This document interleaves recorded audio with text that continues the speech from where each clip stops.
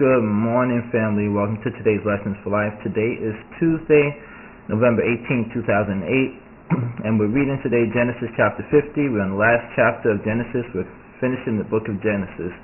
And what I got from this chapter, as I was reading, remember now, Jacob, or Israel, died and they went to bury him. And Joseph is now there with his brothers, and his brothers are they're getting fearful because they remember now that their father left. They remember what they did to Joseph, and they think that now he's going to take it out of them because their father isn't there.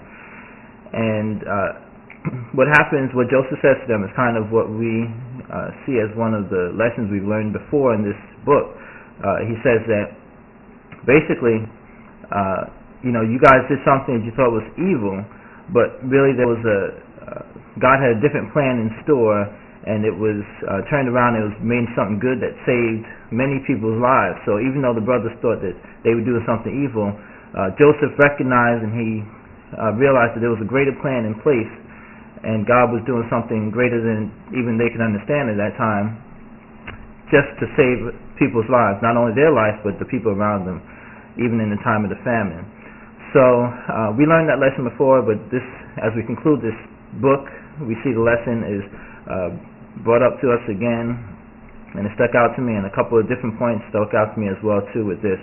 But I think that's one of the key lessons that we can get from even reading the entire book of Genesis, is that there's a divine purpose and plan in place for our lives. Even though we don't understand the things that might be going on, we might think that something is done that's evil, but in the end, it can be turned around to be something very beneficial, not only for us, but for those around us.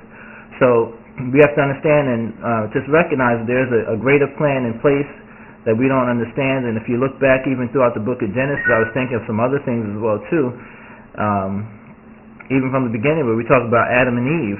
And I remember as a young little boy, I used to ask my father, I said, well, what would have happened if Adam hadn't taken the fruit, or Eve hadn't taken the fruit, and Adam hadn't eaten it? Would we just be living a perfect life even up to this day and age? And like I said, as a young boy, I was really attempting to comprehend what I was reading in the Bible, or the stories that I was reading. And even with the lesson that we get today, we understand that there's such a greater plan that's in place, that things had to happen exactly as they did for us to be at the point that we're at now. So Adam had to eat from the fruit of the tree. It was still the plan that was in place to happen at that time. And you see that it says even that God says that now they've become as us, they know the difference between good and evil.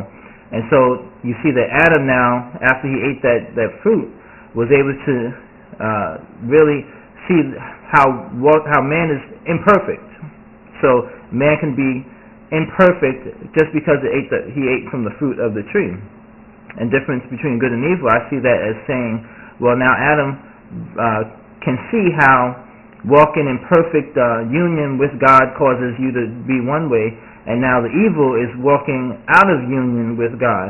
So those things have to take place. Like I said, as a child, I used to wonder or think, well, what would happen if this and this and this and this? But now I understand and I see that things happen in our lives that are necessary for us to experience in order for us to even grow and for us to progress in life. So you may think even like how Joseph's brothers thought, that they had did this thing that was evil, but there was really a greater plan in place, and these things had to come to pass. And if you think about even in the stories that we read with Abram and Sarai, and having Isaac, and why did they have to wait until they were so long, until they were so old to have a son, or for the Lord to tell them that they were going to have a son?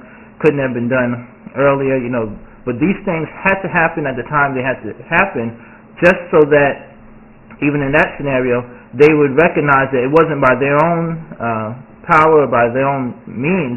Just like Sarai said that they would laugh at her if she had said she was going to have a child of her own. But these things had to happen at the time they happened, just to show even that God was in control of the situation, and it wasn't their own doing, but it was God's doing. Why?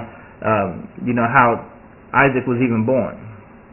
So what I think, like I said, from this chapter, just really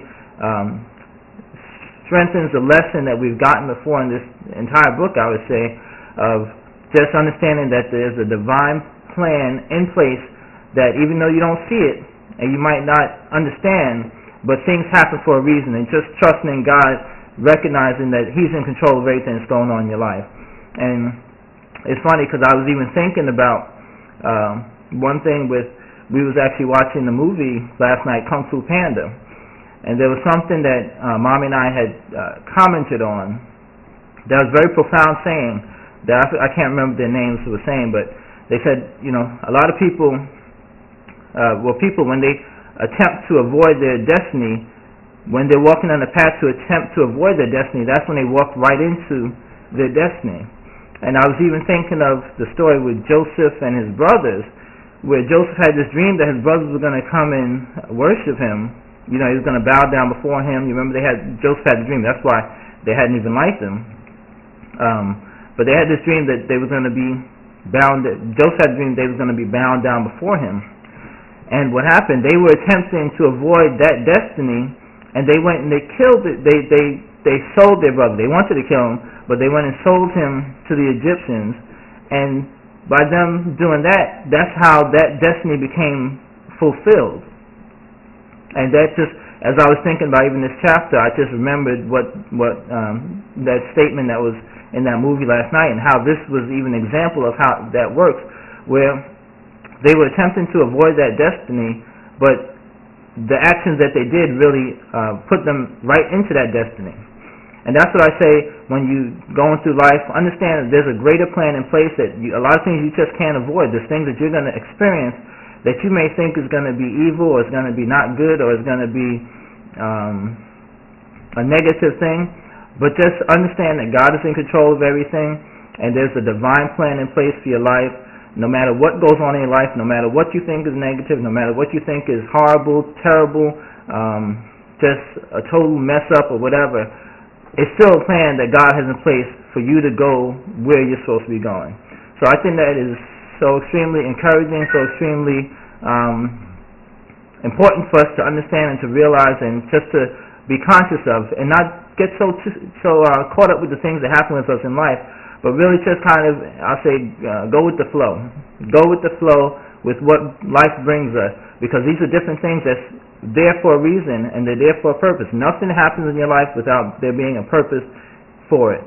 And even if you don't understand that purpose, there's definitely a purpose for everything happening in your life. So don't get so torn up over things that happen to you, and just even trust in God. Really, that's the key thing. Trust in God, recognizing that He has a greater plan in place for your life, and whatever you may think is so devastating may cause others to be saved from even you experiencing it. So with that, that's today's Lessons for Life. Genesis was an awesome book. There was so much that we got from it, and we will continue with Lessons for Life. And I encourage you, as always, to read these chapters through, see what you get from it, and share it with us on the blog. And we will talk again tomorrow.